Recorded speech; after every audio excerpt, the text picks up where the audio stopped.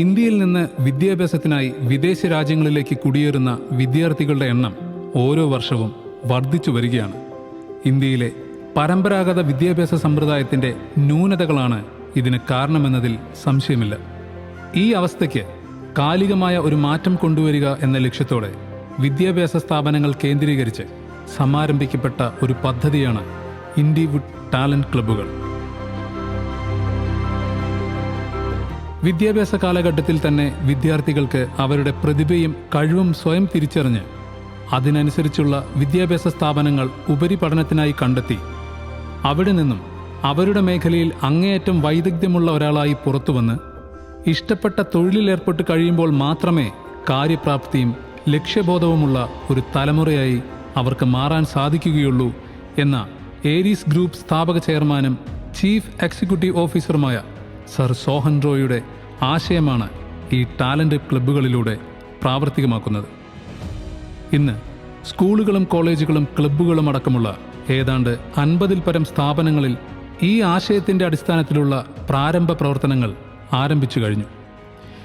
ഏകദേശം 8 വർഷങ്ങൾക്ക് മുൻപ് ഹൈദരാബാദിലെ റാമോജി ഫിലിം സിറ്റിയിൽ സംഘടിപ്പിച്ച ഇൻഡിവുഡ് ടാലന്റ് ഹണ്ടിൽ ലോകത്തിൻ്റെ വിവിധ ഭാഗങ്ങളിൽ നിന്ന് നിരവധി കുട്ടികൾ പങ്കെടുക്കുകയും അവരിൽ പലരും ഇന്ന് വിനോദ മേഖലയിൽ പ്രശസ്തരായി മാറുകയും ചെയ്തിട്ടുണ്ട്.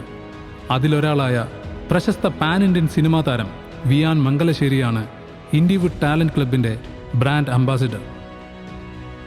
കേരള സമൂഹത്തിൽ സാമൂഹ്യമായി ഏറ്റവും പിന്നോക്കം നിൽക്കുന്ന പ്രദേശത്തെ കുട്ടികൾ പഠിച്ചുവരുന്ന അഗളി ഗവൺമെൻറ് ഹയർ സെക്കൻഡറി സ്കൂളിലാണ് ഇത്തരത്തിൽ ഒരു ക്ലബിന് ആദ്യമായി തുടക്കമിട്ടത്.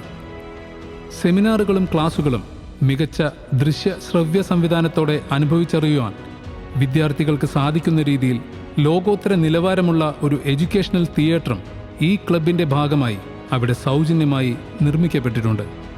ലോകത്തിലെ തന്നെ ഏറ്റവും മികച്ച ക്രിസ്റ്റൽ ക്ലിയർ 4K റെസൊല്യൂഷനിലുള്ള പ്രൊജക്ഷൻ സംവിധാനമടക്കമുള്ള മികച്ച ആധുനിക സംവിധാനങ്ങളും ഈ തിയേറ്ററിലുണ്ട്. ഈ ക്ലബിൻ്റെ ആരംഭത്തിന് ശേഷം പാഠ്യേതര പ്രവർത്തനങ്ങളിൽ മികച്ച മുന്നേറ്റമാണ് അവിടുത്തെ കുട്ടികൾ കാഴ്ചവെച്ചിരിക്കുന്നത്. പരിസ്ഥിതി സംരക്ഷണത്തെ ആസ്പദമാക്കി 21ഓളം ഡോക്യുമെൻ്ററികൾ കുട്ടികൾ ഇതിനകം നിർമ്മിച്ചു കഴിഞ്ഞു. ഒപ്പം ലോകത്തിൻ്റെ വിവിധ കോണിൽ നിന്നുള്ള 20-ൽ പരം പ്രഗത്ഭരായ വ്യക്തിത്വങ്ങളെ ഓൺലൈനായി അട്ടപ്പാടിയിലെ കുട്ടികൾക്ക് മുന്നിലെത്തിച്ച് ലോകം അഗളി സ്കൂളിലേക്ക് എന്ന പരിപാടിയിലൂടെ വിദ്യാർത്ഥികൾക്ക് തങ്ങളുടെ കഴിവുകളും ആശയങ്ങളും അതുമായി ബന്ധപ്പെട്ടവരോട് നേരിട്ട് തന്നെ സംവദിക്കാനുള്ള അവസരം ലഭിച്ചു.